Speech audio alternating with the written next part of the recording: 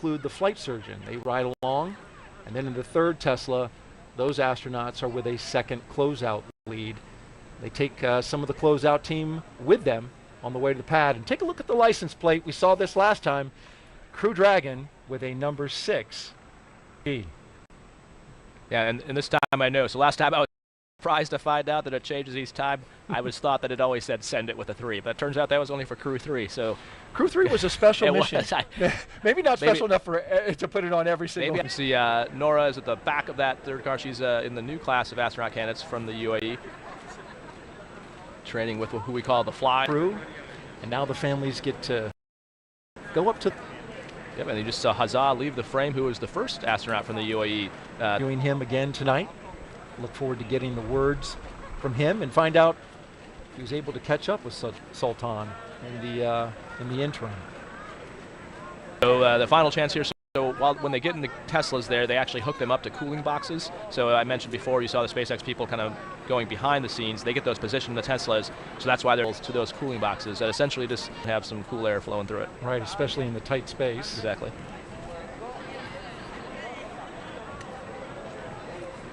Did you roll down your window when you were riding out? I saw during demo 2, Bob and Doug rolled down the window briefly. We did initially, but I put them up once we got going. And here we go with the crew departing the Neil Operations and Checkout building. This will be the 20-minute drive with a full security escort across NASA's Kennedy. In that first car, if you want to, Traveling Band by Creedence Lullaby by Kamasi, jazz saxophonist, Sing Me to Sleep by Alan Wall. Second car.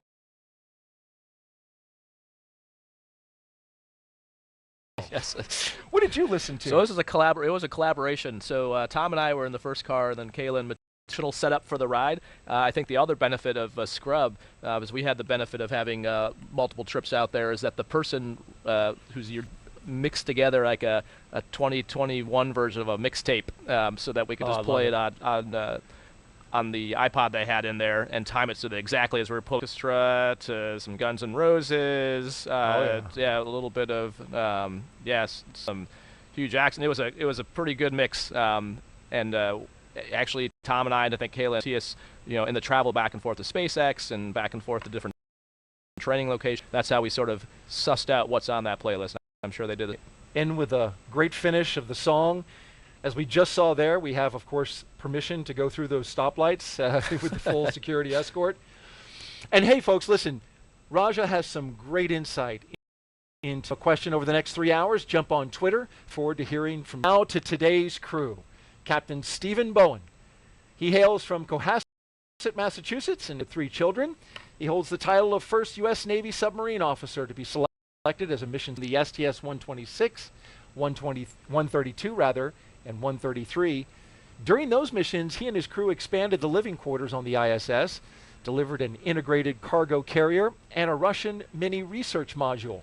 He's the commander of Crew 6, a position you know well. I do, yeah, and it's a great position for him to be in. Like you mentioned, he's got some serious experience and street cred, and much like Tom Marshburn on my flight, trusted to mentor and lead 3 rookies going there. And so I know he's well up to the enjoying going on this trip. Sitting next to Stephen is pilot Warren Woody Hoberg. The 37-year-old is from Pittsburgh, Pennsylvania. Engineering and computer science from the University of California, Berkeley. During grad school, Hoberg worked as an EMT with the Yosemite Search and Rescue. Crew 6 will be Hoberg's first flight since instrument, single-engine, and multi-engine ratings. As pilot for Crew 6, he will be responsible for spacecraft systems and performance. Aboard the station, he will serve as an Expedition 68 and 69 flight engineer. And his most important rule is to continue the presence of turtles on the space station. So what he also commonly referred to as the smartest turtle, but also the most humble one. You wouldn't know that talking to him. But any of the things on his countdown, advanced team is complete, ready for crew arrival. You just heard the core call for countdown, timing for the crew arrival. But yeah, all those things, what he's done by themselves would be amazing, let alone in combination. In the role of mission specialist is astronaut Sultan Al-Niyati. He was chosen by the Mohammed bin Rashid Space Center of the United Arab Emirates to be part of Expedition 68-69. The father of 5 spent most of his life in Al Ain and Abu Dhabi, but in 2020 traded that in for astronaut training in Houston at NASA's Johnson Space Center. This will be his first trip to space. You're familiar with flying with a bunch of rookies. Yeah, exactly. And can't understate how important this is. The first UAE astronaut going up on a U.S. commercial vehicle to the U.S. segment of the station. This is amazing. The fruit, coming to fruition of a long partnership and a lot of work to get us here. We saw a shot of the vehicle assembly building dead ahead, and they'll get up, make that turn, and go right by it. Talking about the mission specialists, it's also the first trip to space for the second mission specialist, Roscosmos cosmonaut Andrei Feyev. Andrei was selected as a cosmonaut back in 2012. He will be working to monitor the spacecraft during the dynamic launch and re-entry phases of flight. And once on board station, he will be a flight engineer for Expeditions 68 and 69. Yeah, and great to have Andre on board. I flew out here and back with Christina Cook for the first launch attempt, and she knows him and just has just an amazingly big heart, and it's going to be a joy to work with on the space station. Missed getting into space on his 42nd birthday the other day, but I'm sure he'll take a belated birthday present in the form of a launch tonight. I'm sure they had some extra cake back at crew quarters for him afterwards.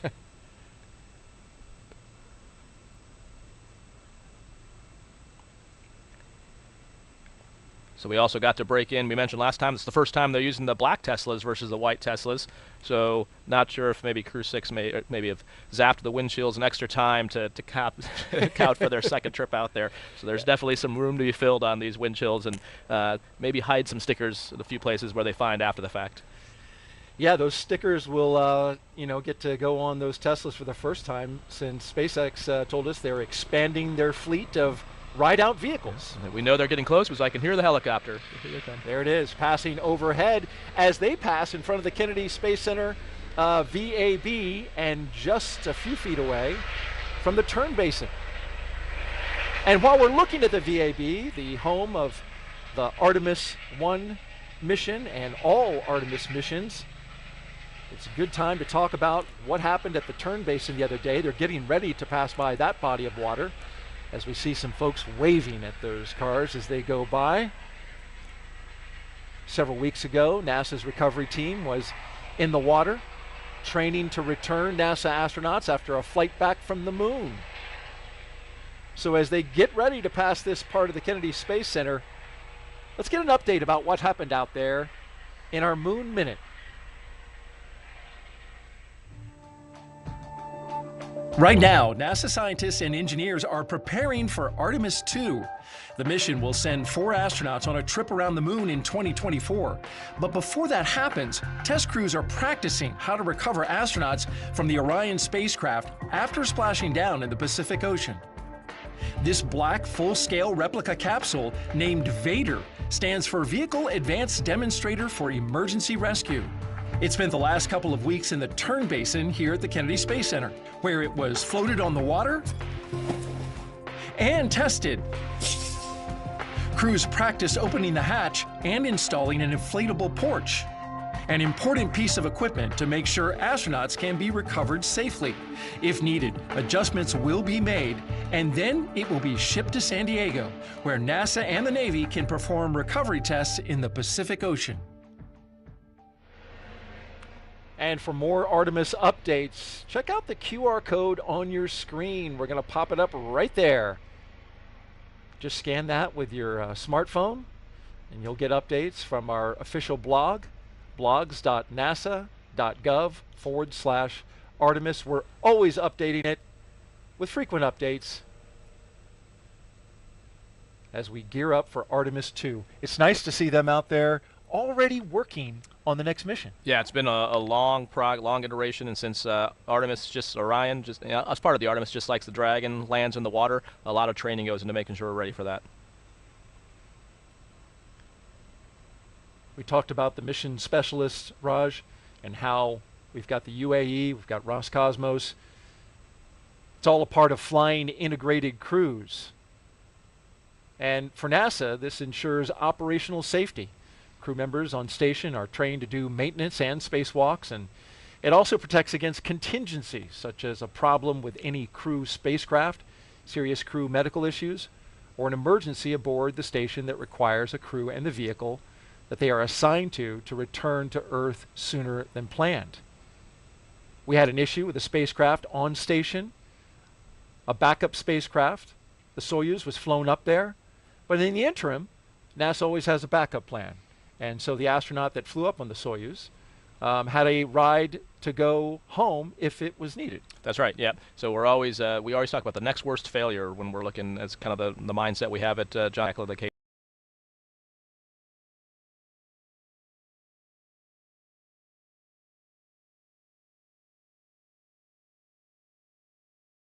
We now have another Soyuz up there, and so now back to what I would call more nominal ops.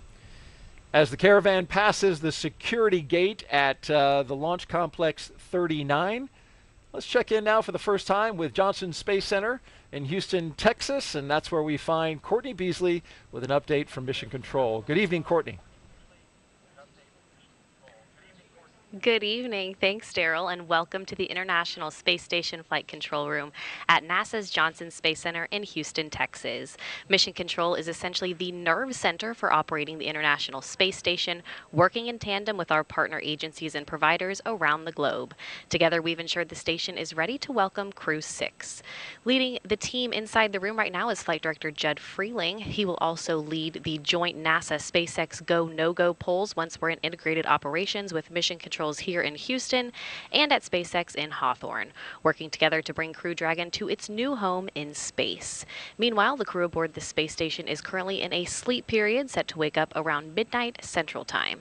When we check back in later, we'll talk a little more about what the crew on the International Space Station has been doing to prepare for Crew 6. But for now, we'll send it back to the team over at Kennedy. Daryl. All right, thank you very much, Courtney, and Mission Control ready to go.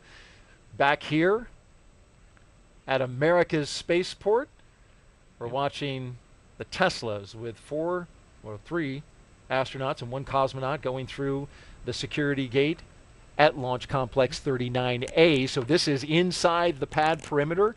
It's inside the blast danger area. Yep, and you see him going by what's called the horizontal integration facility. So you saw him drive by the VAB, which is the vertical assembly building we use for Artemis. SpaceX actually integrates their vehicle horizontally, and then it rolls out. You see those railroad tracks there. That's how it goes out on the transport erector launcher there, the TEL. So they actually stack the capsule and the trunk inside that vehicle and then roll it up the tracks there, and then the TEL lifts it up into position on the pad. And a cool view there from the lead Tesla with that out the window view as they're coming up. Gotta love that as we're looking at the base of the rocket. And, you know, recapping again the issue from Sunday night, there was a problem with actually a clogged drain line for the TTAB system. This is the engine ignition fluid that fills the bottom there, the base of the rocket, to make sure that each of the engines of the Falcon 9 lights up. They found out about it and didn't have the confidence that they would have enough engine ignition fluid to light those engines, so they scrubbed. Raj, they later found out that there was a clogged filter in one of the engine lines, and so they changed the filter. They blew out the lines with gaseous nitrogen, cleaned them all out, and now it's up and running great. Yeah, so it's great news. So yeah, the TTAB in super simple terms is kind of like the spark plug of an engine. So we'll talk later tonight as they're loading prop. You know, there's fuel and oxidizer that feeds the engines, but that initial spark comes from the TTAB that, you know, sort of like lighting a gas grill and, you know, reaching in there with that wand and clicking it on. So that's basically what was going on. Whenever you see signals like that, initially it's like, well, is it actually a problem or is it just bad telemetry? And that's why, you know, they talk about it through Mission Control, try to look for alternate sensor readings, but ultimately the safe, and as proved out, the right thing to do is to call the launch and do what's absolutely safest for the crew. We talked a lot last time. Countdown, crew have arrived at the pad.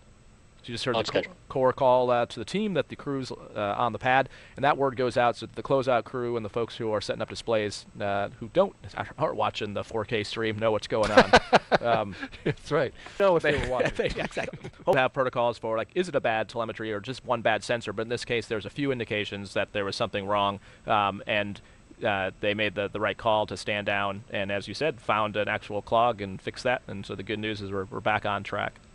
That's a great point about the telemetry versus, you know, the problem. It can look one way, and you could find out there's a problem with the sensor, like you mentioned. But in this case, it literally was an issue that they were able to identify and then quickly correct. And so we're excited to light them up tonight. Crew 6 and NASA and SpaceX. This is our 6th crew rotation to the International Space Station since 2020. This successful NASA program is called Commercial Crew, and it's based right here at the Kennedy Space Center. Jasmine Hopkins now joins us live with one of the leaders of this program. Jasmine.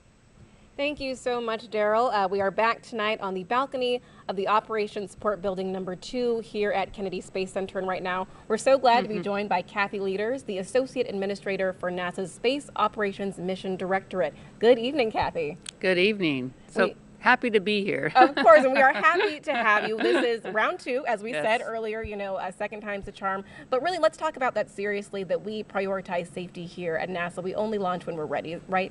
Yes, and you know, it kind of seems like a cliche because we say it over and over. You know, space flight's hard. We say it's really, really hard.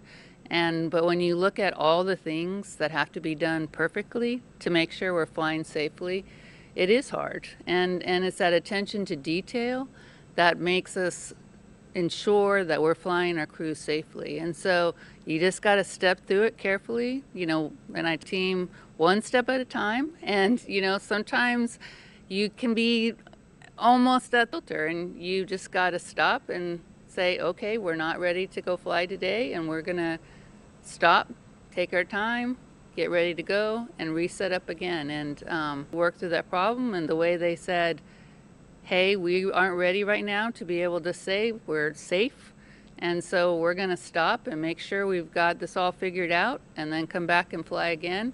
I think it is a real testimony to the team. It really is, Kathy. And as you said, spaceflight is hard, but we have been just pushing forward with the Commercial Crew program. As Daryl said earlier, this is the 6th crew rotation flight from NASA. And you know, as the ex-Commercial Crew program manager, I'm awfully proud of the way the team has, you know, and not only the 6th crew rotation mission, but, you know, really the 7th mission with also doing Demo 2.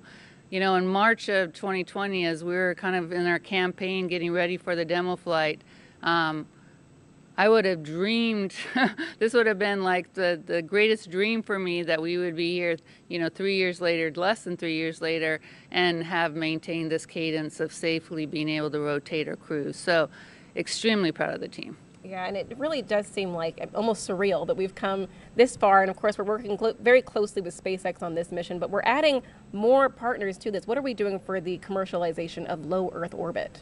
Well, this next, you know, 4 or 5 months is just going to be incredible for the International Space Station. I mean, it's a really busy port for a lot of vehicles coming up. So obviously we've got, you know, Crew 6 coming up, but then we've got another SpaceX cargo mission also coming up in the March timeframe, and that's paving the way for our Boeing first crewed flight test vehicle that will be coming up in end of April. And then we have Axiom 2, our 2nd private astronaut mission, and following that, 2 more cargo vehicles in the next 4 or 5 months. So there's no rest for the wicked, and these people must be very wicked because they're not getting a break, or not much of a break in here. But honestly, this is what we dreamed that the space station program would be doing at this stage. You know, we dreamed that we'd be having cargo vehicles and crew vehicles, because this is when we get to maximize the use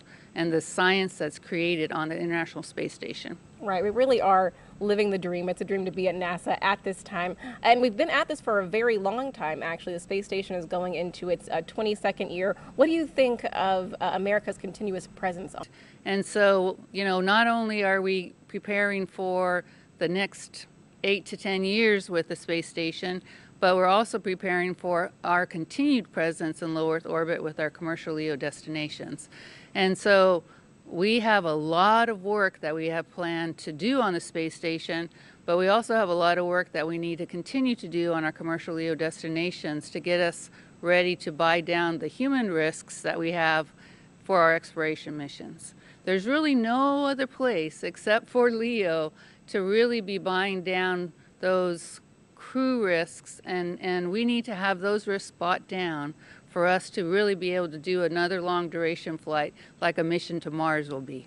Exactly. And we're just looking forward to the moon, forward onto Mars. Kathy, thank you so much for being here tonight. Oh, thank you. Of course. Daryl, back to you.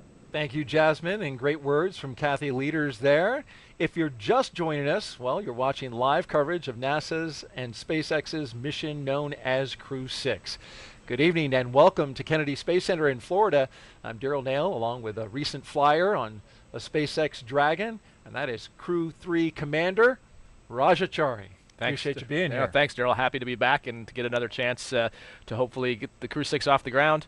We're getting to see right now that them showing up to take a look at the rocket. We talked about last time the reason they have to crane back like that is the way that the suit constrains you, and it's built to be pressurized, but when it's not pressurized, and it kind of pushes down on your head and neck just a little bit. So taking one more look at the rocket before they head into the elevator, and I did hear from Woody that they did in fact change the labels on since the early days of the space age, and continuing to upgrade even the labels. How cool was that to reach over and press space? That's awesome to be able to hit the destination that you're going to. Yeah. This is the view at the top of the elevator, so they pop out here and then they walk up a floor. You can see there's the graded floors, or if in the event of an emergency egress, they douse this whole thing with a whole bunch of water so you don't have to get slippery. So that's why they're graded floors, so the water can actually flow through. See him turning the corner there? This is the astronaut support person. And Nick Hague, of course, an experienced astronaut, been up to space station, been through a launch abort himself. Great resource to the astronauts. Yeah, it's amazing. Reed Wiseman, who's the former chief of the office, likes to say that Nick is a unicorn. He's pretty much the only person right now that's well, he's been to space twice, even though he only won one mission. This is the first time they aborted. They actually ballistically went into orbit, right. so he counts that as two, rightfully so. Okay. But yeah, that's really unusual. I don't think there's anyone else in the office that's been through a launch abort, which, as we know, the commercial crew program has that as a requirement. So we've got that system now with both Dragon and Starliner. But to actually have done that is a way it's pretty extreme. Yeah. See Sultan and Andre heading up the elevator. You notice tonight everything's going faster, which is a testament to the fact that we've practiced this once. So they're, now this is the second time the team's doing this, and Woody himself commented there's almost like a free sim that they got to do the other day. Things are going a lot faster. Certainly noticed that. Just to finish the thought on the